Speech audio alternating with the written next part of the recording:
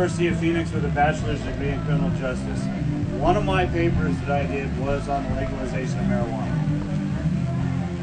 In California alone, if it were to be taxed with a sin tax of 10%, that would bring $1.4 billion into the economy just from the state of California.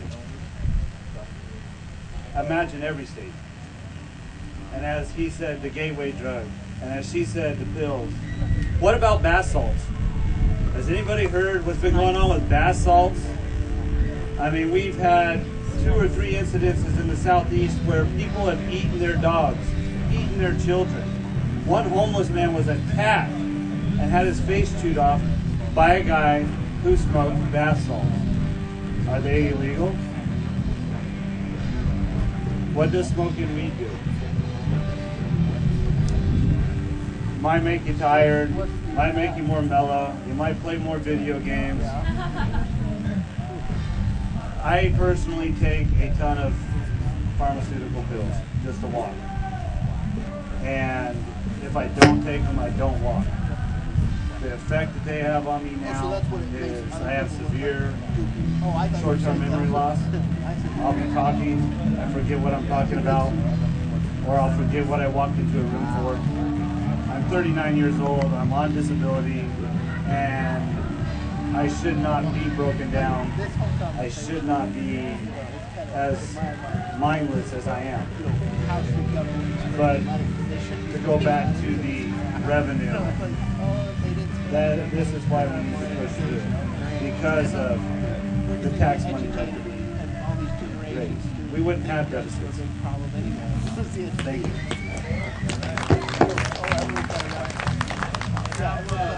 You know, I noticed here as were any of the Boise, They won't come. were any of the officers invited to defend their position? He's asking if Boise officers or if officials were invited to come. The answer, I'm told, is yes. You know, I have been asked to be involved in numbers of debates. And when they ask me and I say, sure, I'd be happy to, and they say, well, where can we go to get someone on the other side? And that's always a problem, always a problem. I say, you know, you can try the local DEA, you can try the local sheriff, you can try the local district attorney. They never come, which is disgusting because they are the epitome of the status quo. You would think they would come out and support it. They do not, which is just when that fact should be promulgated more heavily. But we are on the right side of this. We don't condone abusing any of these drugs. My drug of choice is alcohol. Certainly don't condone abuse of alcohol either.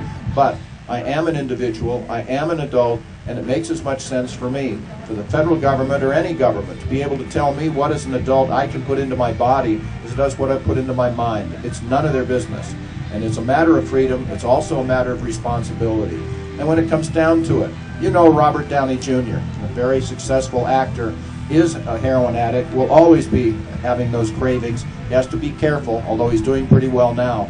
It makes as much sense to me to put Robert Downey Jr. in jail for his heroin use as it would have Betty Ford in jail for her alcohol use, where she was the wife of President Gerald Ford and she's a self-acknowledged alcoholic. It's the same thing. It's a medical issue. Bring them closer to medical professionals that can help them instead of rendering them automatic criminals and pushing them farther away. But if Robert Downey Jr., Betty Ford, you or I drive a motor vehicle impaired by, you fill in the blank, methamphetamines, alcohol, marijuana, whatever, that's a crime. What's the difference? Now by their action they're putting our safety at risk. That's a legitimate difference. That's what we use the criminal justice system for, but none of the rest of this stuff of the government intruding into our lives. It doesn't work. It's killing people around the world. It's terribly expensive. We have filled our nation's prisons. We lead the world in putting our people in prison, and here I assure you, we're number one does not make me proud. So let's turn this around, let's change it. Again, I offer to you Governor Gary Johnson, and by the way, I'll also offer to you my friend Rob Oates, who is actually running for Congress. Rob, do you want to say a few words? Yes, sir. Yes, sir, I do. I'm not a local official that this gentleman's looking for, but I would like to be one. I'm running for Congress in the 1st Congressional District which includes all of western Idaho on up to Canada.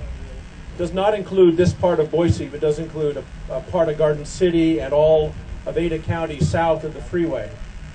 But back to the original question this panel's been talking about today relates to the war on drugs.